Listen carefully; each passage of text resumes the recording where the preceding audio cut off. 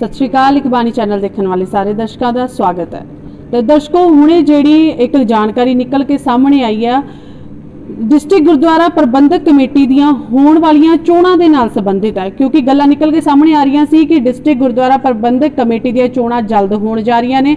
उन्हां दे नाल जिहड़े बदलाव भी कीते गए सीगे ते हुण ओह बदलावां दे इलावा एक बहुत वड्डी जानकारी, बहुत वड्डा बदलाव जिहड़ा ਉਹ निकल के सामने आया। डिस्ट्रिक्ट गुरुद्वारा प्रबंधक कमेटी दियां इलैक्शन की जगह ते हुण जिहड़ी सिलैक्शन निकल के आई है उस सिलैक्शन का गां की असर ते की प्रभाव पैंदा ये तां आउण वाला समा ही दसेगा। इलैक्शन तो सिलैक्शन है कि इहदे उत्ते होर वधेरे जानकारी सांझी करन दे लई मेरे नाल गलबात करन दे लई मौजूद ने सरदार अजमीत सिंह, जिन्हां नूं बहुत बहुत स्वागत है तुहाडा। तुसीं अपने कीमती समय दे अंदरों साडे लई समा कढिआ। ते तुहानूं दस दईए कि अक्सर असीं इन्हां नूं वेखदे आ कि समाज सेवी ने और जम्मू कश्मीर चाहे जम्मू कश्मीर दे बाहर सिख समाज दे नाल संबंधित रखदियां जो भी गतिविधियां हुंदियां ने उन्हां दे विच असीं इन्हां नूं अक्सर देखदे आ। इन्हां दा योगदान काफ़ी वड्डे पੱਧਰ ते रहिंदा। ते सब तो पहला मेरा सवाल यही रहेगा कि हुण जिहड़ा एक नवां परिवर्तन निकल के सामने आया डिस्ट्रिक्ट गुरुद्वारा प्रबंधक कमेटी दीआं चोणां इलैक्शन की जगह ते हुण सिलैक्शन होण जा रही है। एक तां सिलैक्शन होण जा रही है कि कुछ प्रभाव रहणगे कि परिवर्तन आउणगे कि इह किस पक्ष दे नाल तुसीं इहनूं वेखदे हो? मैं पहला सब तो पहला इकबानी चैनल ਅਤੇ सारी टीम सारे दर्शकों ਨੂੰ वाहिगुरू जी का खालसा वाहिगुरू जी की फतेह। हाँ जी, ਆਪਾਂ ਅੱਜ ਇਸ ਵਿਸ਼ੇ ਤੇ ਗੱਲ ਕਰਨ ਲੱਗੇ ਆ ਇਲੈਕਸ਼ਨ ਜਾਂ ਸਿਲੈਕਸ਼ਨ ਜੀ। ਅਸੀਂ ਵੇਖਿਆ ਹੋਣਾ ਦੁਨੀਆ ਭਰ ਵਿੱਚ ਜਿੰਨੀਆਂ ਵੀ ਇਲੈਕਸ਼ਨਾਂ ਹੋਈਆਂ ਚਾਹੇ ਉਹ ਸਮਾਜਿਕ ਹੋਵਨ, ਚਾਹੇ ਰਾਜਨੀਤਿਕ ਹੋਣ, ਚਾਹੇ ਧਾਰਮਿਕ ਹੋਣ, ਹਮੇਸ਼ਾ ਕਿਤੇ ਨਾ ਕਿਤੇ ਉਹਨਾਂ ਇਲੈਕਸ਼ਨਾਂ ਵਿੱਚ ਆਪਸੀ ਰੰਜਿਸ਼ ਰਹੀ ਹੋਣੀ, ਪੈਸੇ ਦੀ ਬੇਫਜ਼ੂਲੀ ਅਤੇ ਨਸ਼ੇ ਦੀ ਖਾਸ ਕਰਕੇ ਜ਼ਿਆਦਾ ਵਰਤੋਂ ਰਹੀ ਹੋਣੀ। ਇਸ ਕਰਕੇ ਜਿਹੜੀ ਇਹ ਇਲੈਕਸ਼ਨ ਹੈ ਇਹ ਗੁਰਦੁਆਰਾ ਚੋਣਾਂ ਦੀ ਜਿਹੜੀ ਇਲੈਕਸ਼ਨ ਨਹੀਂ ਕਹਿ ਸਕਦੇ ਆਪਾਂ ਨੂੰ, ਅਸੀਂ ਇਸ ਨੂੰ ਇੱਕ ਸਿਲੈਕਸ਼ਨ ਦੇ ਤੌਰ ਤੇ ਤੋਰਾਂਗੇ ਜਿਹੜੇ ਕਿ ਅੱਜ ਤੋਂ 30-40 ਸਾਲ ਪਹਿਲਾਂ ਹੋ ਜਾਣੀ ਚਾਹੀਦੀ ਸੀ। ਪਰ ਫਿਰ ਵੀ ਮੁਬਾਰਕ ਹੈ, ਦੇਰ ਆਏ ਦਰੁਸਤ ਆਏ।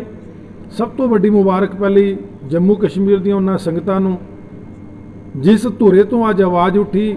ਜੰਮੂ ਕਸ਼ਮੀਰ ਦਾ ਇੱਕੋ ਇੱਕ ਉਹ ਧੁਰਾ ਜਿਹੜਾ ਧੁਰਾ ਦਸਮ ਪਾਤਸ਼ਾਹ ਜੀ ਨੇ अपना सरबंस वार के जिहड़ी पूरी कौम नूं सरदारियां बख्शियां, उस सरदारी विचों एक किता जिहड़ा सी जम्मू कश्मीर के हिस्से महंत मनजीत सिंह जी जिहड़े अज संस्थापक श्रोमणी डेरा नंगाली साहब दे उन्हां दे हिस्से आया सी।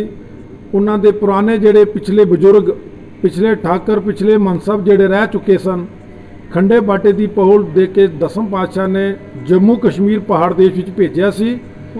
तो इन्हों ने बड़ी मेहनत करके मान साहब जी दे जिन्ने भी ठाकुर भाई मेला सिंह जी, ठाकुर भाई रोचा सिंह जी, ठाकुर भाई फेरू सिंह जी, होर जिन्ने भी महापुरख हुए हैं, बड़ी मेहनत मशक्कत करके ये सिक्खी की फुलवाड़ी नूं कायम रखिया। तो अज मुबारक है जम्मू कश्मीर की सिक्खी नूं, जम्मू कश्मीर के सिखां नूं जिहड़ी श्रोमणी डेरा नंगाली साहब के डेरे तो ये आवाज़ उठी है कि इलैक्शन नहीं, ਹੁਣ ਆਪਾਂ ਸਿਲੈਕਸ਼ਨ ਚਾਹੁੰਦੇ ਹਾਂ।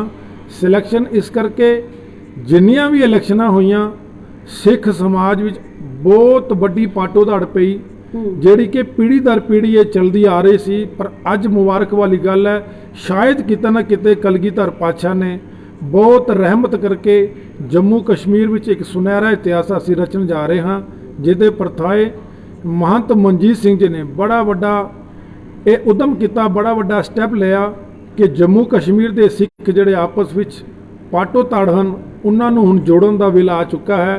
क्योंकि आपां इकट्ठे रहांगे, एकजुट रहांगे तां ही साडे देश दा, समाज दा, बरादरी दा ते परिवार दा साडा ये भला हो सकता है। ਤੇ ਕੀ ਕਾਰਨ ਰਹੇ? ਕਿਉਂਕਿ ਜਿੱਦਾਂ ਤੁਸੀਂ ਕਿਹਾ ਕਿ ਕਾਫੀ ਲੰਮੇ ਸਮੇਂ ਤੋਂ ਜਿਹੜੀ ਮੰਗ ਉੱਠ ਰਹੀ ਆ ਕਿ ਇਲੈਕਸ਼ਨ ਨਹੀਂ ਚਾਹੀਦੀ, ਕਿਉਂਕਿ ਜਦੋਂ ਇਲੈਕਸ਼ਨ ਹੁੰਦੀ ਹੈ ਤੇ ਕਾਫੀ ਸਾਰੀਆਂ ਗਤੀਵਿਧੀਆਂ ਜਿਹੜੀਆਂ ਨਹੀਂ ਚਾਹੀਦੀਆਂ ਹੁੰਦੀਆਂ ਨੇ ਉਹ ਨਿਕਲ ਕੇ ਆ ਜਾਂਦੀਆਂ। ਦੂਜੀਆਂ ਸਾਨੂੰ ਇੱਕ ਅਜਿਹੇ ਕਿਹੜੇ ਕਾਰਨ ਨੇ ਕਿ ਅਸੀਂ ਸਿੱਧੇ ਤੌਰ ਤੇ ਕੋਈ ਵੀ ਗੱਲ ਬੋਲਣ ਤੋਂ ਗੁਰੇਜ਼ ਕਰਦੇ ਆ ਕਿ ਕੁਛ ਨਾ ਕੁਛ ਗੱਲਾਂ ਰਹਿ ਜਾਂਦੀਆਂ ਨੇ, ਚਾਹੇ ਉਹ ਇਲੈਕਸ਼ਨ ਦੇ ਤੌਰ ਤੇ ਕਹਿ ਦਈਏ ਜਾਂ ਕਿਸੇ ਵੀ ਤੌਰ ਤੇ ਕਹਿ ਦਈਏ ਕਿ ਕਿਸੇ ਵੀ ਗੱਲ ਨੂੰ ਬੋਲਣ ਦੇ ਵਿੱਚ ਸਾਨੂੰ ਗੁਰੇਜ਼ ਕਿਤੇ ਨਾ ਕਿਤੇ ਕਰਨਾ ਪੈ ਜਾਂਦਾ ਹੈ, ਪਾਬੰਦੀਆਂ ਲੱਗ ਜਾਂਦੀਆਂ ਨੇ। ਤੇ ਜੇਕਰ ਗੱਲ ਕੀਤੀ ਜਾਵੇ ਕਿਉਂ ਇੰਨਾ ਸਮਾਂ ਕਿਉਂ ਲੱਗ ਗਿਆ, ਜਦੋਂ ਪਤਾ ਸੀ ਲੰਮੇ ਸਮੇਂ ਦੀ ਮੰਗ ਹੈ ਪੂਰੀ ਹੋ ਜਾਣੀ ਚਾਹੀਦੀ ਹੈ ਔਰ ਸਿੱਖ ਸਮਾਜ ਦੇ ਭਲੇ ਦੇ ਲਈ ਆ, ਤੇ ਕੀ ਕਾਰਨ ਰਹੇ ਕਿ ਜਿਹੜਾ ਇੰਨਾ ਲੰਮਾ ਸਮਾਂ ਵਿੱਚ ਦੀ ਪੈ ਗਿਆ? ਬਿਲਕੁਲ ਇਸ ਦੇ ਬਹੁਤ ਰੁਝੇਵੇਂ ਸਨ, ਬਹੁਤ ਵੱਡੇ ਕਾਰਨ ਸਨ। ਕਿਉਂਕਿ ਇਹਨਾਂ ਕਾਰਨਾਂ ਤੋਂ ਉੱਪਰ ਉੱਠ ਕੇ ਜਿਹੜੀ ਆਉਣ ਵਾਲੀ ਜਨਰੇਸ਼ਨ ਸੀ ਨਾ, ਜਿਹੜੀ ਨਿਊ ਜਨਰੇਸ਼ਨ ਆ ਰਹੀ, ਬਹੁਤ ਸੂਝਵਾਨ ਪੜ੍ਹੇ ਲਿਖੇ ਨੌਜਵਾਨ ਸਾਡੇ ਸਮਾਜ ਵਿੱਚ ਵਿਚਰ ਰਹੇ ਹਨ। ਕਿਉਂਕਿ ਉਹਨਾਂ ਦਾ ਇੱਕ ਦਰਦ ਸੀ, ਅਸੀਂ ਵੀ ਆਪਣੀ ਉਮਰ ਬਿਤਾਈ, ਅਸੀਂ ਵੀ ਇਹੀ ਦਰਦ ਇਹਨਾਂ ਆਗੂਆਂ ਅੱਗੇ, ਇਹਨਾਂ ਕੌਮ ਦੇ ਬਸ਼ਿੰਦੇ ਅੱਗੇ ਰੱਖਿਆ। ਸ਼ਾਇਦ ਕਿਤੇ ਨਾ ਕਿਤੇ ਸਾਡੀ ਉਹ ਅਣਸੁਣੀ ਹੋ ਜਾਂਦੀ ਸੀ, ਪਰ ਅੱਜ ਦੀ ਜਿਹੜੀ ਜਨਰੇਸ਼ਨ ਹੈ ਉਹਦਾ ਦਰਦ ਉੱਠ ਕੇ ਆਇਆ ਬਾਹਰ ਕਿ ਨਹੀਂ, ਕਿ ਜਿਹੜੀਆਂ ਸਾਡੀਆਂ ਪੀੜ੍ਹੀਆਂ ਸਨ, ਸਾਡੇ ਦਾਦੇ ਪੜਦਾਦੇ, ਸਾਡੇ ਜਿਹੜੇ ਬਰਾਦਰੀ ਸਨ, ਹਮੇਸ਼ਾ ਜਦੋਂ ਵੀ ਇਲੈਕਸ਼ਨ ਹੁੰਦੀ ਸੀ 5-5 ਸਾਲ 10-10 ਸਾਲ ਉਹ ਆਪਸ ਵਿੱਚ ਬੋਲਚਾਲ ਨਹੀਂ ਸੀ ਕਰਦੇ। ਕਿਤੇ ਨਾ ਕਿਤੇ ਇਹਨਾਂ ਨੌਜਵਾਨਾਂ ਨੇ ਜ਼ਰੂਰ ਸਮਝਿਆ ਇਹ ਦਰਦ ਨੂੰ ਕਿ ਨਹੀਂ, ਕਿ ਜਿਹੜੀ ਸਿੱਖ ਸਮਾਜ ਹੈ ਉਹ ਹਮੇਸ਼ਾ ਦੁਨੀਆ ਵਾਸਤੇ ਇੱਕ ਮਿਸਾਲ ਹੈ। ਆਪਾਂ ਲੋਕਾਂ ਦੀ ਸੇਵਾ ਕਰਦੇ ਹਾਂ, ਲੋਕਾਂ ਨੂੰ ਹਰ ਜਗ੍ਹਾ ਜਾ ਕੇ ਅਸੀਂ ਹੈਲਪ ਕਰਦੇ ਹਾਂ, ਜਿਵੇਂ ਕਿ ਖਾਲਸਾ ਏਡ ਵਾਲੇ ਪੂਰੀ ਦੁਨੀਆ ਨੂੰ ਸੇਵਾ ਕਰ ਰਹੇ ਨੇ ਰਵੀ ਸਿੰਘ ਜੀ। ਪਰ ਨੌਜਵਾਨਾਂ ਨੇ ਸੋਚਿਆ ਕਿ ਸਾਡੀ ਸਿੱਖ ਕੌਮ ਐਸੀ ਆ, ਸਾਡਾ ਸਿੱਖੀ ਇਤਿਹਾਸ ਐਸਾ ਹੈ ਕਿ ਜਿਹੜੀ ਦੁਨੀਆ ਨੂੰ ਭੁੱਖਿਆਂ ਨੂੰ ਖਿਲਾਉਂਦਾ ਗੁਰੂ ਨਾਨਕ ਪਾਤਸ਼ਾਹ ਤੋਂ ਚੱਲਿਆ ਆ ਰਿਹਾ। ਯਾਰ ਅਸੀਂ ਆਪਸ ਵਿੱਚ ਗੁੱਥਮ ਗੁੱਥੀ ਹੋ ਰਹੇ ਹਾਂ। ਇਸ ਕਰਕੇ ਇਹ ਚੀਜ਼ ਨੂੰ ਉੱਪਰ ਉੱਠ ਕੇ ਨੌਜਵਾਨਾਂ ਨੇ ਸੋਚਿਆ। ਅਸੀਂ ਬਜ਼ੁਰਗਾਂ ਨੂੰ ਵੀ ਅਪੀਲ ਕੀਤੀ, ਕਾਫੀ ਦੇਰ ਉਹ ਵੀ ਚੀਜ਼ ਸੋਚੇ ਸਨ, ਪਰ ਕਿਤੇ ਨਾ ਕਿਤੇ ਤੁਸੀਂ ਇੱਕ ਸਵਾਲ ਬਹੁਤ ਵਧੀਆ ਪੁੱਛਿਆ ਕਿ ਕਿਤੇ ਨਾ ਕਿਤੇ ਕਿਉਂ ਚੁੱਪ ਹੋ ਜਾਂਦੇ ਸਨ। ਪਰ ਮੈਂ ਇਹ ਕਹਿੰਦਾ ਕਿ ਜਿਹੜਾ ਗੁਰੂ ਦਾ ਸਿੱਖ ਹੈ, ਗੁਰੂ ਦਾ ਖਾਲਸਾ ਹੈ, ਜੇ ਦਸਮ ਪਾਤਸ਼ਾਹ ਦੀ ਖੰਡੇ ਬਾਟੇ ਦੀ ਪੋਹ ਲਈ ਜੇ ਉਹ ਸੱਚ ਬੋਲਣ ਜੋਗਾ ਹੀ ਨਹੀਂ, ਤਾਂ ਫਿਰ ਮੈਂ ਕਹਿੰਦਾ ਮੇਰੀ ਨਜ਼ਰ ਵਿੱਚ ਸ਼ਾਇਦ ਸਮਾਜ ਦੀ ਨਜ਼ਰ ਵਿੱਚ ਉਹ ਸਿੱਖ ਹੀ ਨਹੀਂ ਹੋ ਸਕਦਾ। ਅੰਮ੍ਰਿਤ ਦੀ ਦਾਤ, ਅੰਮ੍ਰਿਤ ਦੀ ਸ਼ਕਤੀ ਐਸੀ ਹੈ ਕਿ ਜਿਹੜੇ ਗਿੱਦੜਾਂ ਤੋਂ ਸ਼ੇਰ ਬਣਾ ਕੇ ਸੱਚੇ ਪਾਤਸ਼ਾਹ ਨੇ ਇਹ ਕੌਮ ਇਸ ਸੰਸਾਰ ਵਿੱਚ ਭੇਜੀ ਹੈ, ਬਣਾਈ ਹੈ। ਪਰ ਉਸ ਖਾਲਸੇ ਦਾ ਆਪਣਾ ਕਿਰਦਾਰ ਉਹੀ ਹੋਣਾ ਚਾਹੀਦਾ ਜੋ ਦਸਮ ਪਾਤਸ਼ਾਹ ਨੇ, ਦਸਮ ਪਾਤਸ਼ਾਹ ਦੇ ਸਾਹਿਬਜ਼ਾਦਿਆਂ ਨੇ ਸੂਬੇ ਦੀ ਕਚਹਿਰੀ ਵਿੱਚ ਡਟ ਕੇ ਬੋਲਿਆ ਸੀ, ਅਸੀਂ ਜ਼ੁਲਮ ਦੇ ਖਿਲਾਫ ਹਮੇਸ਼ਾ ਟੱਕਰਾਂਗੇ, ਟੱਕਰਦੇ ਆਏ ਹਨ ਸਾਡੇ ਬਾਬੇ, ਪਰ ਤੇਰੀ ਈਨ ਕਦੇ ਨਹੀਂ ਮੰਨਣੀ। ਸ਼ਾਇਦ ਉਹ ਕਿਤੇ ਨਾ ਕਿਤੇ ਜਿਹੜੀ ਸਪਿਰਿਟ ਸੀ, ਚਿੰਗਾਰੀ ਸੀ, ਮੈਂ ਕਹਿੰਦਾ ਕਿ ਜੰਮੂ ਕਸ਼ਮੀਰ ਵਿੱਚ ਕਿਤੇ ਨਾ ਕਿਤੇ ਉਹ ਲੁਕਦੀ ਜਾ ਰਹੀ ਸੀ। ਪਰ ਮੈਂ ਮੁਬਾਰਕ ਦਿੰਦਾ ਉਹਨਾਂ ਨੌਜਵਾਨਾਂ ਨੂੰ ਜਿਨ੍ਹਾਂ ਨੇ ਇਹ ਦਰਦ ਸਾਂਭਿਆ, ਇਸ ਦਰਦ ਨੂੰ ਇਕੱਠਾ ਕਰਕੇ ਲੋਕਾਂ ਵਿੱਚ ਦੱਸਣਾ ਕੀਤਾ ਕਿ ਨਹੀਂ, ਹੁਣ ਜਿਹੜੀ ਆਉਣ ਵਾਲੀ ਜਨਰੇਸ਼ਨ ਹੈ ਉਹ ਕਦੀ ਆਪਸੀ ਪਾਟੋ ਧਾੜ ਵਿੱਚ ਨਹੀਂ ਪਵੇਗੀ। ਉਹ ਹਮੇਸ਼ਾ ਇੱਕ ਮਿੱਠ ਬੋਲੜੀ ਦੀ ਤਰ੍ਹਾਂ, ਜਿਵੇਂ ਕਿ ਹਰ ਇੱਕ ਕੌਮ ਆਪਣਾ ਬਰਾਦਰੀ ਭਾਈਚਾਰਾ ਕਾਇਮ ਰੱਖਦੀ ਹੈ, ਸਾਡਾ ਵੀ ਫਰਜ਼ ਬਣਦਾ ਕਿ ਅਸੀਂ ਸਿੱਖੀ ਨੂੰ ਪ੍ਰਫੁੱਲਤ ਕਰਕੇ, ਜੰਮੂ ਕਸ਼ਮੀਰ ਦੀ ਸਿੱਖੀ ਨੂੰ, ਜਿਹੜੀ ਸਿੱਖੀ ਇਹਨਾਂ ਠਾਕਰਾਂ ਨੇ ਵਸਾਈ ਹੈ, ਉਹਨੂੰ ਹੁਣ ਦਾਗ ਨਹੀਂ ਲੱਗਣ ਦੇਣਾ। ਕਿਉਂਕਿ ਹਰ ਕੌਮ ਵਿੱਚ, ਹਰ ਦੇਸ਼ ਵਿੱਚ, ਹਰ ਸਮਾਜ ਵਿੱਚ ਸ਼ਰਾਰਤੀ ਅਨਸਰ ਜ਼ਰੂਰ ਹੁੰਦੇ ਹਨ। ਪਰ ਮੈਂ ਕਹਿੰਦਾ ਕਿ ਜਦੋਂ ਤੁਸੀਂ ਇੱਕ ਹੋ ਗਏ ਤੇ ਸ਼ਰਾਰਤੀਆਂ ਦੇ ਜਿਹੜੇ ਤਿੱਖੇ ਦੰਦ ਸਨ ਉਹ ਆਪਣੇ ਆਪ ਖੱਟੇ ਹੋ ਜਾਣਗੇ। ਬਿਲਕੁਲ। ਤੇ ਜੇ ਗੱਲ ਕੀਤੀ ਜਾਵੇ ਕਿ ਹੁਣ ਜਦੋਂ ਸਿਲੈਕਸ਼ਨ ਦੇ ਬਾਅਦ ਕੀ ਕੁਝ ਅਜਿਹੀਆਂ ਗਤੀਵਿਧੀਆਂ ਨਿਕਲ ਕੇ ਸਮਾਜ ਸੇਵਾ ਦੇ ਲਈ, ਕਿਉਂਕਿ ਹੁਣ ਤੱਕ ਅਗਰ ਅਸੀਂ ਗਿਣਨ ਲੱਗੀਏ ਕਿੰਨੇ ਸਕੂਲ ਖੁੱਲੇ ਨੇ, ਜਿਹੜੇ ਸਾਡੇ ਸਿੱਖ ਗੋਲਕ ਦੇ ਅੰਦਰ, ਗੁਰੂ ਘਰਾਂ ਦੇ ਗੋਲਕਾਂ ਦੇ ਅੰਦਰ ਕਿੰਨੇ ਸਕੂਲ ਖੁੱਲੇ ਨੇ, ਕਿੰਨੇ ਹਸਪਤਾਲ ਬਣੇ ਨੇ, ਕਿੰਨੇ, ਅਗਰ ਨੌਜਵਾਨੀ ਪੀੜ੍ਹੀ ਨੂੰ ਸਿੱਖੀ ਨਾਲ ਜੋੜਨ ਦੀ ਗੱਲ ਕਰੀਏ ਤਾਂ ਕਿੰਨੇ ਦਸਤਾਰ ਸਜਾਏ ਹੋਏ, ਗਾਤਰੇ ਪਾਏ ਹੋਏ ਸਿੱਖਾਂ ਦੇ ਬੱਚਿਆਂ ਨੂੰ ਵਜ਼ੀਫੇ ਮਿਲੇ ਨੇ। ਅਗਰ ਉਹ ਉਤਸ਼ਾਹਿਤ ਹੋ ਕੇ ਗੱਲ ਕਰਨ, ਅਗਰ ਅਸੀਂ ਗੱਲ ਕੀਤੀ ਜਾਵੇ ਤਾਂ ਉਹਨਾਂ ਦੇ ਨਾਲ, ਅਗਰ ਅਸੀਂ ਹੁਣ ਦੀ ਜਿਹੜੀ ਨੌਜਵਾਨ ਪੀੜ੍ਹੀ ਹੈ ਜਿੰਨੀ ਦੇਰ ਤੱਕ ਅਸੀਂ ਉਹਨੂੰ ਉਤਸ਼ਾਹਿਤ ਨਹੀਂ ਕਰਾਂਗੇ ਤਾਂ ਉਹ ਸਿੱਖੀ ਦੇ ਰਾਹ ਤੇ, ਕਿਉਂਕਿ ਇੱਕ ਕੋਮਲ ਜਿਹਾ ਫੁੱਲ ਹੁੰਦਾ, ਉਹਨਾਂ ਨੂੰ ਸਿਖਾਉਣ ਦੇ ਲਈ ਸਾਨੂੰ ਵੱਖਰੇ ਵੱਖਰੇ ਤਰੀਕੇ ਵਰਤਣੇ ਪੈਂਦੇ ਨੇ। ਕਿੰਨੇ ਸਕੂਲ, ਕਾਲਜ, ਹਸਪਤਾਲ ਜਿਹੜੇ ਖੁੱਲ ਚੁੱਕੇ ਨੇ ਤੇ ਕਿੰਨੇ ਸਿੱਖ ਬੱਚਿਆਂ ਨੂੰ ਅੱਜ ਤੱਕ ਸਕਾਲਰਸ਼ਿਪ ਦੇ ਨਾਂ ਦੇ, ਜਿਹਦੀ ਗੱਲ ਕਰੀਏ ਕਿ ਵਜ਼ੀਫੇ ਮਿਲੇ ਨੇ ਕਿ ਬਈ ਤੁਸੀਂ ਅੰਮ੍ਰਿਤਧਾਰੀਓ, ਤੁਸੀਂ ਦਸਤਾਰ ਸਜਾਈਓ। ਕਿਹੜੇ ਕੰਮ ਹੁਣ ਤੱਕ ਹੋ ਚੁੱਕੇ ਨੇ ਤੇ ਕੀ ਇਲੈਕਸ਼ਨ ਦੇ ਅੰਦਰ, ਅਗਰ ਇਲੈਕਸ਼ਨ ਦੇ ਬਾਅਦ ਇਹ ਕੰਮ ਨਹੀਂ ਹੋਏ, ਤੁਹਾਨੂੰ ਕੀ ਲੱਗਦਾ ਕਿ ਸਿਲੈਕਸ਼ਨ ਦੇ ਬਾਅਦ ਇਹ ਕੰਮ ਹੋ ਸਕਦੇ ਨੇ? ਬਿਲਕੁਲ, ਬਹੁਤ ਵਧੀਆ ਤੁਸੀਂ ਸਵਾਲ ਪੁੱਛਿਆ। ਇਹ ਅਮੂਮਨ ਜਿਹੜਾ ਤੁਸੀਂ ਕੁਐਸਚਨ ਪੁੱਟ ਕੀਤਾ, ਇਹ ਅਮੂਮਨ SGPC ਸ਼੍ਰੋਮਣੀ ਗੁਰਦੁਆਰਾ ਪ੍ਰਬੰਧਕ ਕਮੇਟੀ ਪੰਜਾਬ ਵਿੱਚੋਂ ਆਵਾਜ਼ ਉੱਠਦੀ ਹੈ ਮੀਡੀਆ ਰਾਹੀਂ ਕਿ ਸਾਡੇ ਕੋਲ ਇੰਨੇ ਸਿੱਖ ਸਕਾਲਰਸ਼ਿਪ ਹੈਗੇ ਆ, ਐਡੇ ਸਾਡੇ ਕਾਲਜ ਹੈਗੇ ਆ, ਪਰ ਉਹਦਾ ਬੈਨੀਫਿਟ ਕਿਉਂ ਨਹੀਂ ਮਿਲ ਰਿਹਾ? ਜਿਹੜੇ ਸਿੱਖਾਂ ਨੂੰ, ਸਿੱਖਾਂ ਦੇ ਬੱਚਿਆਂ ਨੂੰ ਬੈਨੀਫਿਟ ਮਿਲਣਾ ਚਾਹੀਦਾ ਸੀ, ਉਹ ਕਿਉਂ ਨਹੀਂ ਮਿਲ ਰਿਹਾ? ਅੱਜ ਸ਼ਾਇਦ ਤੁਸੀਂ ਬਹੁਤ ਵਧੀਆ ਇਹ ਸਵਾਲ ਕੀਤਾ ਹੈ, ਪਰ ਮੈਂ ਇਹਦਾ ਜਵਾਬ ਇਹ ਦੇ ਸਕਦਾ ਕਿ ਸਾਡਾ ਜਿੱਦਾਂ ਮਾਨ ਸਾਹਿਬ ਜੀ ਨੇ MBS ਕਾਲਜ ਬਣਾਇਆ, ਕਾਫੀ ਬੱਚਿਆਂ ਨੇ ਇੱਥੇ ਐਜੂਕੇਸ਼ਨ ਲਈ, ਜਿਹੜੇ ਬੱਚੇ ਬਾਹਰ ਵਿਦੇਸ਼ਾਂ ਵਿੱਚ, ਬਾਹਰ ਸਟੇਟਾਂ ਵਿੱਚ ਟ੍ਰੇਨਿੰਗ ਕਰਨ ਜਾਂਦੇ ਸੀ, ਉਹਨਾਂ ਨੇ ਇੱਥੋਂ ਇੰਜੀਨੀਅਰ ਕੀਤੀ, ਬਹੁਤ ਵਧੀਆ ਤਰੀਕੇ ਨਾਲ ਪੜ੍ਹਾਈ ਕੀਤੀ।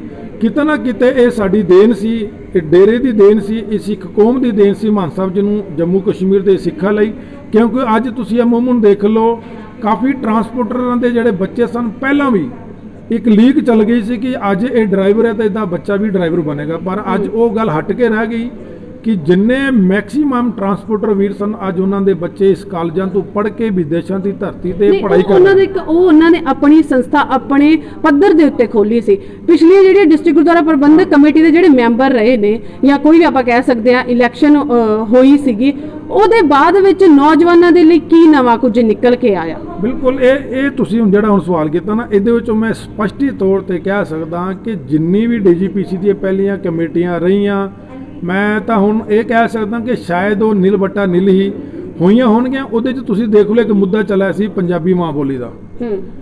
ਅਸੀਂ ਵੀ ਹਰ ਸਾਲ ਜਦੋਂ ਇਹ ਇੱਥੋਂ ਪੜ੍ਹਿਆ ਜਾਂਦਾ ਸੀ ਚਾਂਦਕੌਰ ਤੋਂ ਕਿ ਪੰਜਾਬੀ ਲਾਗੂ ਕਰੋ, ਕਾਫੀਆਂ ਸਰਕਾਰਾਂ ਰਹੀਆਂ ਪਰ ਨਹੀਂ ਕੀਤੀ। ਆਖਿਰਕਾਰ ਸਰਕਾਰ ਨੇ ਇਸ ਨੂੰ ਨਕੇਲ ਹੀ ਪਾਤੀ, ਪਰ ਸ਼ਾਇਦ ਹੁਣ ਸਿੱਖਾਂ 'ਚ ਵਲਵਲਾ ਪੈਦਾ ਹੋ ਗਿਆ ਕਿ ਪਿਛਲੀਆਂ ਜਿਹੜੀਆਂ ਗਲਤੀਆਂ ਸਨ ਉਹ ਵਾਪਸ ਨਾ ਦੁਹਰਾਈਆਂ ਜਾਣ, ਕਿਉਂਕਿ ਬਾਰ-ਬਾਰ ਗਲਤੀ ਨੂੰ ਰਿਪੀਟ ਕਰੋਗੇ ਤੇ ਤੁਸੀਂ ਆਪਣਾ ਜਿਹੜਾ ਇੱਕ ਕਿਰਦਾਰ ਹੈ ਉਸ ਨੂੰ ਕਿਤੇ ਨਾ ਕਿਤੇ ਤੁਸੀਂ ਖਤਮ ਕਰਨ ਜਾ ਰਹੇ ਹੁੰਦੇ ਹੋ।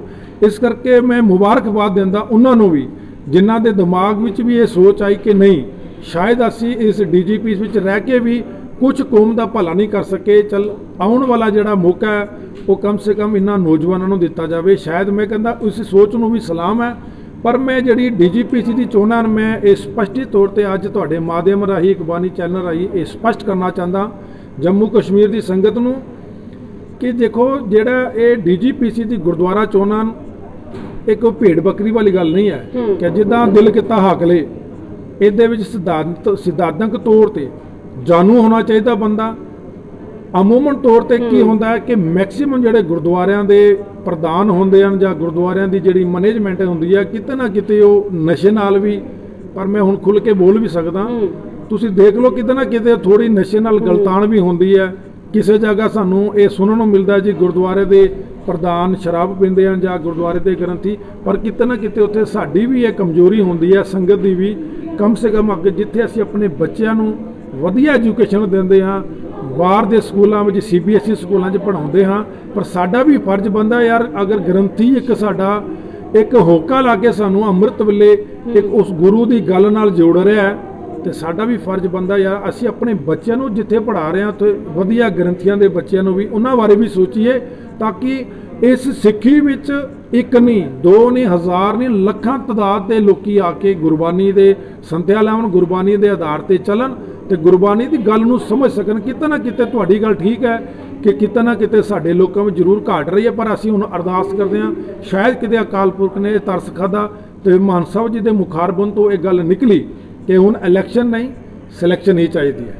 ਤੇ ਅਗਰ ਜੇਕਰ ਗੱਲ ਕੀਤੀ ਜਾਵੇ ਸਾਡੇ ਗੁਰੂ ਘਰਾਂ ਦੇ ਅੰਦਰ, ਜਿੱਦਾਂ ਤੁਸੀਂ ਗੱਲ ਕੀਤੀ ਹੈ ਕਿ ਗ੍ਰੰਥੀ ਸਹਿਬਾਨ ਹੁੰਦੇ ਨੇ, ਕੀਰਤਨੀਏ ਹੁੰਦੇ ਨੇ, ਚਾਹੇ ਉਹ ਹਾਰਮੋਨੀਅਮ ਦੇ ਵਜਾਉਂਦੇ ਨੇ, ਚਾਹੇ ਉਹ ਤਬਲਾ ਵਜਾਉਂਦੇ ਨੇ, ਕਿਤੇ ਨਾ ਕਿਤੇ ਤੁਹਾਨੂੰ ਲੱਗਦਾ ਨਹੀਂ ਕਿ ਹੁਣ ਤੱਕ ਜਿਹੜੀਆਂ, ਕਿਉਂਕਿ ਸਾਰਿਆਂ ਦੀ ਬੇਸਿਕ ਨੀਡਸ ਹੁੰਦੀਆਂ ਨੇ, ਰੋਟੀ ਕੱਪੜਾ ਮਕਾਨ, ਚਾਹੇ ਉਹ ਗੁਰੂ ਘਰਾਂ ਦੇ ਅੰਦਰ ਰਹਿ ਰਹੇ ਨੇ ਤੇ ਇੱਕ ਬੇਸਿਕ ਨੀਡ ਬੁਨਿਆਦੀ ਸਹੂਲਤਾਂ ਤਾਂ ਉਹਨਾਂ ਦੀਆਂ ਹੁੰਦੀਆਂ ਨੇ, ਲੇਕਿਨ ਕੀ ਬੁਨਿਆਦੀ ਸਹੂਲਤਾਂ ਦੇ ਹਿਸਾਬ ਦੇ ਨਾਲ ਉਹਨਾਂ ਨੂੰ ਉਹਨਾਂ ਪੇ ਕੀਤਾ ਜਾਂਦਾ ਕਿ ਜਿੰਨਾ ਉਹਨਾਂ ਨੂੰ ਜ਼ਰੂਰਤ ਹੈ? ਤੇ ਕਿਆ ਕਿ ਅਗਰ ਸਿਲੈਕਸ਼ਨ ਦੇ ਬਾਅਦ ਅਜਿਹੇ ਨੁਮਾਇੰਦੇ ਮੂਹਰੇ ਆਉਣਗੇ, ਸਿਰਫ ਇਹ ਨਹੀਂ ਕਿ ਅਗਰ ਉਹਨਾਂ ਦਾ ਨਾਮ ਬਣ ਗਿਆ, ਉਹ ਇੱਕ ਜਾਣੂ ਚਿਹਰੇ ਹੋ ਗਏ ਨੇ ਕੌਮ ਦੇ ਲਈ, ਤਾਂ ਉਹਨਾਂ ਨੂੰ ਮੂਹਰੇ ਕਰ ਦਿੱਤਾ ਜਾਵੇ? ਐਸਾ ਨਹੀਂ ਹੋਣਾ ਚਾਹੀਦਾ। ਜਿੱਦਾਂ ਤੁਸੀਂ ਕਿਹਾ ਕਿ ਸਿਧਾਂਤਕ ਪੱਖੋਂ ਇੱਕ ਵਧੀਆ ਸੋਚ ਰੱਖਣ ਵਾਲੇ ਹੋਣੇ ਚਾਹੀਦੇ ਨੇ। ਇਹ ਨਹੀਂ ਕਿ ਅਗਰ ਜੇ ਕੋਈ ਹੁਣ ਇਨਸਾਨ ਹਰ ਵਾਰੀ ਸਿੱਖਾਂ ਦੇ ਚਿਹਰਾ ਇੱਕ ਹੁੰਦਾ ਨਾ ਕਿ ਮੂੰਹ ਦੇ ਇੱਕ ਨਾਮ ਰਟੋ ਜਾਂਦਾ ਤੇ ਇੱਕ ਚਿਹਰਾ ਮੂਹਰੇ ਖਲੋ ਜਾਂਦਾ ਕਿ ਮਤਲਬ ਇਸ ਨੂੰ ਹੁਣ ਕਿ ਕੋਈ ਦੂਜਾ ਚਿਹਰਾ ਆ ਨਹੀਂ ਰਿਹਾ, ਬਸ ਅਸੀਂ ਸ਼ੁਰੂ ਤੋਂ ਇਹਨਾਂ ਨੂੰ ਜਾਣਦੇ ਆ ਤੇ ਸ਼ਾਇਦ ਇਹਨਾਂ ਦੇ ਮਗਰ ਹੀ ਅਸੀਂ ਤੁਰਨਾ। ਅਜਿਹਾ ਨਹੀਂ ਹੋਣਾ ਚਾਹੀਦਾ, ਕਿਉਂਕਿ ਇਹ ਲੱਗਦਾ ਕਿ ਸਿਧਾਂਤਿਕ ਤੌਰ ਤੇ ਦਿਮਾਗੀ ਪੱਖੋਂ ਹਰ ਇੱਕ ਪੱਖੋਂ, ਚਾਹੇ ਉਹ ਸਿੱਖਿਆ ਦੇ ਪੱਖੋਂ ਕਹਿ ਲਈਏ, ਬੰਦਾ ਪੂਰਾ ਹੋਣਾ ਚਾਹੀਦਾ ਕਿ ਜਿਹੜੀਆਂ ਸਾਡੀਆਂ ਮੁਸ਼ਕਿਲਾਂ ਨੇ ਉਹਨਾਂ ਨੂੰ ਸੁਣ ਵੀ ਪਾਵੇ। ਕਿ ਅਗਾਂਹ ਅਜਿਹੇ ਚਿਹਰੇ ਹੈ ਸਾਡੇ ਕੋਲੇ ਕਿ ਜਿਹੜੇ ਸਾਡੇ ਗੁਰੂ ਘਰਾਂ ਦੇ ਅੰਦਰ ਕੰਮ ਕਰਨ ਵਾਲੇ ਨੇ, ਚਾਹੇ ਉਹ ਗ੍ਰੰਥੀ, ਚਾਹੇ ਉਹ ਕੀਰਤਨੀਏ, ਉਹਨਾਂ ਦੀਆਂ ਸਮੱਸਿਆਵਾਂ ਹੱਲ ਹੋਣਗੀਆਂ, ਜੋ ਵੀ ਹੋਣ, ਜਿਹੜੀਆਂ ਪ੍ਰੋਬਲਮਸ ਪਰੇਸ਼ਾਨੀਆਂ ਗੁਰੂ ਘਰਾਂ ਦੇ ਅੰਦਰ ਚੱਲ ਰਹੀਆਂ ਨੇ, ਕਿਹੜੇ ਨੁਮਾਇੰਦੇ ਤੁਹਾਨੂੰ ਲੱਗਦਾ ਇਹੋ ਜਿਹੇ ਹੈਗੇ? ਹਾਂਜੀ ਬਿਲਕੁਲ, ਦੇਖੋ ਖਾਲੀ ਚਿਹਰੇ ਉੱਪਰ ਡਿਪੈਂਡ ਨਹੀਂ ਕਰਦੀ ਸਿੱਖੀ, ਕਿਰਦਾਰ ਤੇ ਡਿਪੈਂਡ ਕਰਦੀ ਹੈ। ਤੁਸੀਂ ਜੀਵਨ 'ਚ ਪ੍ਰੈਕਟੀਕਲੀ ਕੀ ਕੀਤਾ, ਆਪਣੇ ਸਮਾਜ ਲਈ, ਆਪਣੇ ਬੱਚਿਆਂ ਲਈ, ਕੌਮ ਦੇ ਭਵਿੱਖ ਲਈ ਤੁਸੀਂ ਕੀ ਕੀਤਾ। ਇੱਕ ਚਿਹਰੇ ਉੱਪਰ ਗੱਲ ਨਹੀਂ ਆਉਂਦੀ, ਗੱਲ ਉੱਥੇ ਬਣਦੀ ਹੈ ਕਿ ਤੁਸੀਂ ਸ਼ੁਰੂ ਤੋਂ ਲੈ ਕੇ ਅੱਜ ਤੱਕ ਸਿੱਖ ਕੌਮ ਲਈ, ਆਪਣੀ ਬਰਾਦਰੀ ਲਈ, ਆਪਣੇ ਸਮਾਜ ਲਈ, ਆਪਣੇ ਗ੍ਰੰਥੀ ਸਿੰਘ ਸਾਹਿਬਾਨ ਲਈ, ਆਪਣੇ ਸੇਵਾਦਾਰਾਂ ਲਈ ਕੀ ਕੀਤਾ ਤੁਸੀਂ? ਇੱਕ ਮੈਨੇਜਮੈਂਟ ਕਮੇਟੀ ਵਿੱਚ ਬੈਠੇ ਹੋ, ਤੁਸੀਂ ਕੀਤਾ ਕੀ ਹੈ? ਇਹ ਚੀਜ਼ ਤੁਹਾਡੀ ਜਿਹੜੀ ਹੈ ਇਹ ਉੱਭਰ ਕੇ ਬਾਹਰ ਆਣੀ ਚਾਹੀਦੀ। ਹਾਂ ਕਿ ਮੈਂ ਸ਼ੁਰੂ ਤੋਂ ਲੈ ਕੇ ਅੱਜ ਤੱਕ ਇਹਨਾਂ ਗ੍ਰੰਥੀ ਸਿੰਘਾਂ ਦੇ ਬਾਰੇ, ਇਹਨਾਂ ਕੀਰਤਨੀਆਂ ਦੇ ਬਾਰੇ ਬਹੁਤ ਕੁਝ ਸੋਚਿਆ, ਫਿਰ ਤਾਂ ਗੱਲ ਬਣਦੀ ਹੈ ਕਿ ਇਹ ਚਿਹਰਾ ਕਾਬਲ ਹੈ। ਫਿਰ ਚਿਹਰਾ ਢੁਕਦਾ ਕਿਰਦਾਰ ਦੇ ਨਾਲ। ਖਾਲੀ ਚਿਹਰੇ ਦੀ ਗੱਲ ਕਰੀਏ ਆਪਾਂ ਤਾਂ ਕਿਰਦਾਰ ਹੋਵੇ ਨਾ, ਪ੍ਰੈਕਟੀਕਲੀ ਕੁਝ ਕੀਤਾ ਨਾ ਹੋਵੇ। ਇਸ ਸਮਾਜ ਵਿੱਚ ਸਿਰਫ ਸਾਡੀ ਨਮੋਸ਼ੀ ਇਹੀ ਹੈ ਕਿ ਸਾਡੇ ਖਾਲੀ ਚਿਹਰਿਆਂ ਨੂੰ ਦੇਖ ਕੇ ਅੱਗੇ ਕੀਤਾ ਜਾਂਦਾ ਹੈ। ਮੈਂ ਇਹ ਅਪੀਲ ਕਰਦਾ ਕਿ ਖਾਲੀ ਚਿਹਰੇ ਨਾ ਦੇਖੇ ਜਾਵਣ, ਉਹਨਾਂ ਦਾ ਕਿਰਦਾਰ ਦੇਖਿਆ ਜਾਵੇ, ਉਹਨਾਂ ਦੀ ਦੇਣ ਦੇਖੀ ਜਾਵੇ, ਕੌਮ ਨੂੰ ਕੀ ਦੇਣ ਹੈ। ਪਰ ਮੈਂ ਹੁਣ ਇਹ ਉਮੀਦ ਵੀ ਕਰਦਾ ਕਿ ਆਉਣ ਵਾਲੇ ਜਿਹੜੇ ਵੀ ਸਿਲੈਕਸ਼ਨ ਵਿੱਚ ਹਿੱਸਾ ਲੈਣਗੇ, ਜਿਹੜੇ ਵੀ ਚੋਣਾਂ ਵਿੱਚ, ਖਾਸ ਕਰਕੇ ਜਿਹੜੀਆਂ ਹੁਣ ਚੋਣਾਂ ਹੋ ਰਹੀਆਂ ਨੇ, ਮੈਂ ਹੁਣ ਇਹਨਾਂ ਵਿੱਚ ਇਲੈਕਸ਼ਨ ਨਹੀਂ ਕਹਾਂਗਾ, ਇਹਦੇ ਵਿੱਚ ਸਰਬਸੰਮਤੀ ਨਾਲ ਜਿਹੜਾ ਕਿ ਸਿਲੈਕਸ਼ਨ ਵਿੱਚ ਭਰਪੂਰ ਹੋ ਕੇ ਆਵੇਗਾ, ਉਹ ਜ਼ਰੂਰ ਸੱਚੇ ਪਾਤਸ਼ਾਹ ਉਹਦੇ ਦਿਮਾਗ ਵਿੱਚ ਇਹ ਗੱਲ ਬਿਠਾ ਕੇ ਭੇਜਣਗੇ ਕਿ ਜਿਹੜਾ ਪਿੱਛੇ ਗ੍ਰੰਥੀ ਸਿੰਘਾਂ ਨਾਲ, ਰਾਗੀ ਸਿੰਘਾਂ ਨਾਲ, ਜਿੰਨਾ ਵੀ ਉਹਨਾਂ ਦੇ ਬੱਚਿਆਂ ਨਾਲ ਅਸੀਂ ਦੇਖ ਰੇਖ ਨਹੀਂ ਕਰ ਸਕੇ, ਉਸ ਤੋਂ ਉੱਪਰ ਉੱਠ ਕੇ ਆਪਣੀ ਕੌਮ ਨੂੰ ਆਪਾਂ ਉਠਾਈਏ। ਮੈਂ ਮੁਬਾਰਕਬਾਦ ਦਿੰਦਾ ਉਹਨਾਂ ਮੁਸਲਿਮ ਵੀਰਾਂ ਨੂੰ ਜਿਹੜੇ ਆਪਣੀ ਕੌਮ ਲਈ, ਆਪਣੇ ਬੱਚਿਆਂ ਲਈ ਤਤਪਰ ਤਿਆਰ ਰਹਿੰਦੇ ਹਨ। ਸਾਡੀ ਮਾਰਸ਼ਲ ਕੌਮ ਸੀ, ਸਾਡੇ ਤੋਂ ਸਿੱਖ ਕੇ ਲੋਕੀ ਦਲੇਰ ਹੋਏ, ਕੌਮਾਂ ਦਲੇਰ ਹੋਈਆਂ, ਪਰ ਅਫਸੋਸ ਅੱਜ ਵਾਪਸ ਇਹ ਹਿਸਟਰੀ ਰਿਪੀਟ ਹੋ ਰਹੀ ਹੈ ਕਿ ਅੱਜ ਸਾਨੂੰ ਉਹਨਾਂ ਕੋਲੋਂ ਦੇਖ ਕੇ ਵਾਪਸ ਸਿੱਖਣ ਨੂੰ ਮਿਲ ਰਿਹਾ ਹੈ। ਇਸ ਕਰਕੇ ਸਾਨੂੰ ਚਾਹੀਦਾ ਹੈ, ਜਿੱਥੇ ਆਪਾਂ ਆਪਣੇ ਬੱਚਿਆਂ ਨੂੰ ਵਧੀਆ ਐਜੂਕੇਸ਼ਨ ਦੇ ਰਹੇ ਹਾਂ, ਤੇ ਗ੍ਰੰਥੀ ਸਿੰਘ ਦੇ ਬੱਚੇ ਵੀ ਜਿਹੜੇ ਹਨ ਉਹ ਵੀ ਸਿੱਖ ਸਮਾਜ ਦਾ ਹਿੱਸਾ ਹਨ, ਉਹ ਵੀ ਵੱਧ ਕੇ ਪੜ੍ਹ ਕੇ ਅੱਗੇ ਆਉਣ, ਤੇ ਜਿਹੜੇ ਕੀਰਤਨੀ ਸਿੰਘ ਹਨ ਉਹਨਾਂ ਦੀ ਵੀ। ਤੇ ਮੈਂ ਗ੍ਰੰਥੀ ਸਿੰਘ ਸਾਹਿਬਾਨਾਂ ਨੂੰ, ਕੀਰਤਨੀਆਂ ਸਿੰਘਾਂ ਨੂੰ ਵੀ ਕਹਿੰਦਾ ਕਿ ਜਿਵੇਂ ਤੁਹਾਡੇ ਨਾਲ ਜੇ DGPC ਦੇ ਮੈਂਬਰ ਜਿਹੜੇ ਆਉਣਗੇ ਉਹ ਵਫਾਦਾਰੀ ਨਾਲ ਪੇਸ਼ ਆਉਣਗੇ, ਤੁਹਾਡਾ ਵੀ ਫਰਜ਼ ਬਣਦਾ ਹੈ ਕਿ ਪੂਰੀ ਇਮਾਨਦਾਰੀ, ਪੂਰੀ ਵਫਾਦਾਰੀ ਨਾਲ ਗੁਰੂ ਘਰ ਦੀ ਸੇਵਾ ਕਰੋ, ਤਾਂ ਕਿ ਤੁਹਾਡੀ ਦੁਨੀਆ ਜਿਹੜਾ ਇਹ ਦੇਖੇ ਕਿ ਵਾਕਈ ਕਿ ਗੁਰੂ ਕੇ ਸਿੱਖ ਖਾਲੀ ਚਿਹਰੇ ਤੋਂ ਨਹੀਂ, ਕਿਰਦਾਰ ਤੋਂ ਵੀ ਪਛਾਣਿਆ ਜਾਂਦਾ। ਔਰ ਮੇਰਾ ਅਖੀਰਲਾ ਸਵਾਲ ਇਹੀ ਰਹੇਗਾ ਕਿ ਲੱਗਦਾ ਨਹੀਂ ਕਿ ਅਜਿਹਾ ਹੋਏਗਾ। ਮੇਰਾ ਸਿਰਫ ਇੱਕ ਇਹ ਹੈ, ਤੁਹਾਡੀ ਰਾਏ ਜਾਣਨ ਦਾ ਮੇਰਾ ਇਹ ਜ਼ਰੀਆ, ਕਿ ਜੇਕਰ ਇਲੈਕਸ਼ਨ ਸਿਲੈਕਸ਼ਨ ਡਿਸਟ੍ਰਿਕਟ ਗੁਰਦੁਆਰਾ ਪ੍ਰਬੰਧਕ ਕਮੇਟੀ ਦੇ ਹਿਸਾਬ ਦੇ ਨਾਲ ਹੋ ਰਹੀ ਹੈ, ਤੇ ਸ਼੍ਰੋਮਣੀ ਗੁਰਦੁਆਰਾ ਪ੍ਰਬੰਧਕ ਕਮੇਟੀ ਦਾ ਵੀ ਕਾਫੀ ਜ਼ਿਆਦਾ ਰੋਲ ਰਹਿੰਦਾ ਇਹਨਾਂ ਦੇ ਅੰਦਰ, ਡਿਸਟ੍ਰਿਕਟ ਗੁਰਦੁਆਰਾ ਪ੍ਰਬੰਧਕ ਕਮੇਟੀ ਦੇ ਅਗਰ ਰਹਿੰਦਾ, ਤਾਂ ਫਿਰ ਇਸ ਚੀਜ਼ ਨੂੰ ਸ਼੍ਰੋਮਣੀ ਗੁਰਦੁਆਰਾ ਪ੍ਰਬੰਧਕ ਕਮੇਟੀ ਦੇ ਅਗਰ ਹੱਥ ਜਾਂ ਹਵਾਲੇ ਦੀ ਗੱਲ ਕੀਤੀ ਜਾਵੇ, ਕੀ ਕਾਰਨ ਰਹਿੰਦੇ ਨੇ, ਕੀ ਵਜ੍ਹਾ ਹੈ ਕਿ ਉਹਨਾਂ ਦੇ ਹਵਾਲੇ ਕਰਨਾ ਸਹੀ ਨਹੀਂ ਸਮਝਿਆ ਜਾਂਦਾ? ਦੇਖੋ, ਉੱਥੋਂ ਵੀ ਕੁਝ ਜਿਹੜੀਆਂ ਆਵਾਜ਼ਾਂ ਨਿਕਲਦੀਆਂ ਉਹ ਵੀ ਕਿਸੇ ਜਗ੍ਹਾ ਜਾ ਕੇ ਠੀਕ ਬੈਠਦੀਆਂ, ਫਿਰ ਕਿਸੇ ਜਾ ਕੇ ਗਲਤ ਹੋ ਜਾਂਦੀਆਂ। ਪਰ ਹੋਣਾ ਤਾਂ ਇਹੀ ਚਾਹੀਦਾ ਸੀ ਕਿ ਜਥੇਦਾਰ ਅਕਾਲ ਤਖਤ ਸਾਹਿਬ, ਜਿਹੜੇ ਵੀ ਜਥੇਦਾਰ ਅੱਜ ਤੋਂ ਜਾਂ ਪਹਿਲਾਂ, ਕਿ ਇਹ ਇੱਕ ਹੁਕਮ ਜਾਰੀ ਕਰਨਾ ਚਾਹੀਦਾ ਸੀ ਕਿ ਸਿੱਖ ਕੌਮ ਵਿੱਚ ਕਦੇ ਵੀ ਇਲੈਕਸ਼ਨ ਨਹੀਂ ਹੋਵੇਗੀ। ਜਿਹੜਾ ਬੰਦਾ ਯੋਗ ਜਿਸ ਸਮਾਜ ਵਿੱਚ ਵਰਤ ਰਿਹਾ, ਜਿੱਦਾਂ ਕਿ ਮੈਂ ਆਪਣੇ ਸਮਾਜ ਵਿੱਚ ਵਰਤ ਰਿਹਾ, ਜਾਂ ਤੁਸੀਂ ਆਪਣੇ ਸਮਾਜ ਵਿੱਚ ਰਹਿ ਰਹੇ ਹੋ, ਜਾਂ ਆਪਣਾ ਪਿੰਡ ਵਿੱਚ ਰਹਿ ਰਹੇ ਹੋ, ਉਸ ਪਿੰਡ ਨੂੰ ਪਤਾ ਹੁੰਦਾ ਕਿ ਸਾਡਾ ਇੱਥੇ ਹੋਣਹਾਰ ਨੌਜਵਾਨ ਜਾਂ ਹੋਣਹਾਰ ਗ੍ਰੰਥੀ ਜਾਂ ਹੋਣਹਾਰ ਰਾਗੀ ਸਿੰਘ ਕਿਹੜਾ ਹੈ, ਜਿਹੜਾ ਸਿਧਾਂਤਕ ਪੱਖੋਂ ਪੂਰਾ ਹੈ। ਇਹ ਹੁਕਮ ਅਕਾਲ ਤਖਤ ਤੋਂ ਜਾਰੀ ਹੋਣਾ ਚਾਹੀਦਾ ਹੈ ਕਿ ਸਿੱਖ ਕੌਮ ਵਿੱਚ ਯੋਗ ਸਿਧਾਂਤਕ ਤੌਰ ਤੇ ਕਿਰਦਾਰ ਵਾਲੇ ਬੰਦੇ ਹੀ ਇਹ ਮੈਨੇਜਮੈਂਟ ਨੂੰ ਸੰਭਾਲ ਸਕਦੇ ਨੇ, ਤਾਂ ਕਿ ਜਿਹੜੇ ਗੁਰਦੁਆਰਾ ਸਾਹਿਬ ਦੀ ਮੈਨੇਜਮੈਂਟ ਹੋਵੇ, ਉਹਨਾਂ ਦੇ ਜਿਹੜੇ ਵਰਕਰ ਹੋਣ, ਸੇਵਾਦਾਰ ਹੋਣ, ਉਹਨਾਂ ਨੂੰ ਕਿਸ ਤਰ੍ਹਾਂ ਉਹਨਾਂ ਦੀ ਪੜ੍ਹਾਈ ਅਤੇ ਕਿਸ ਤਰ੍ਹਾਂ ਉਹਨਾਂ ਦੇ ਜੀਵਨ ਨੂੰ ਵਿਚਾਰਿਆ ਜਾਵੇ। ਉਹਦੇ ਵਿੱਚ ਸਾਡੇ ਹਸਪੀਟਲ ਹੋਣੇ ਚਾਹੀਦੇ ਨੇ, ਸਾਡੇ ਕਾਲਜ ਹੋਣੇ ਚਾਹੀਦੇ ਨੇ, ਕਿ ਬੱਚੇ ਜਿਹੜੇ ਬਾਹਰ ਸਾਡੇ ਜਾ ਕੇ ਪੜ੍ਹਦੇ ਹਨ ਉਹ ਆਪਣੇ ਸਿੱਖੀ ਘਰਾਂ ਵਿੱਚ ਜਾ ਕੇ ਪੜ੍ਹ ਕੇ ਆਪਣੀ ਸਿੱਖੀ ਨੂੰ ਪ੍ਰਫੁੱਲਤ ਕਰ ਸਕਣ। ਬਿਲਕੁਲ, ਬਹੁਤ ਬਹੁਤ ਧੰਨਵਾਦ ਤੁਹਾਡਾ ਇਹ ਸਾਰੀ ਜਾਣਕਾਰੀ ਸਾਡੇ ਦਰਸ਼ਕਾਂ ਦੇ ਨਾਲ ਸਾਂਝੀ ਕਰਨ ਦੇ ਲਈ। ਤਾਂ ਦਰਸ਼ਕੋ, ਇਹ ਸਨ ਮੇਰੇ ਨਾਲ ਗੱਲਬਾਤ ਕਰਨ ਦੇ ਲਈ ਸਰਦਾਰ ਅਜਮੀਤ ਸਿੰਘ, ਜਿਨ੍ਹਾਂ ਨੇ ਕਾਫੀ ਜ਼ਿਆਦਾ ਵੇਰਵਾ ਦਿੱਤਾ ਸਾਨੂੰ ਜਿਹੜੀਆਂ ਹੁਣ ਡਿਸਟ੍ਰਿਕਟ ਗੁਰਦੁਆਰਾ ਪ੍ਰਬੰਧਕ ਕਮੇਟੀ ਦੀਆਂ ਇਲੈਕਸ਼ਨ ਤੋਂ ਸਿਲੈਕਸ਼ਨ ਤੱਕ ਦਾ ਜਿਹੜਾ ਸਫ਼ਰ ਆ ਉਹ ਵੀ ਸਾਡੇ ਨਾਲ ਸਾਂਝਾ ਕੀਤਾ। ਹੁਣ ਸਿਲੈਕਸ਼ਨ ਹੁੰਦੀ ਕਿਸ ਹਿਸਾਬ ਦੇ ਨਾਲ ਇਹ ਤਾਂ ਸਮਾਂ ਹੀ ਦੱਸੇਗਾ, ਤੇ ਜੋ ਕੁਝ ਵੀ ਨਿਕਲ ਕੇ ਸਾਹਮਣੇ ਆਏਗਾ ਅਸੀਂ ਤੁਹਾਡੇ ਨਾਲ ਜ਼ਰੂਰ ਸਾਂਝਾ ਕਰਾਂਗੇ। ਉਦੋਂ ਤੱਕ ਮੈਨੂੰ ਦਿਓ ਇਜਾਜ਼ਤ। ਸਤਿ ਸ਼੍ਰੀ ਅਕਾਲ।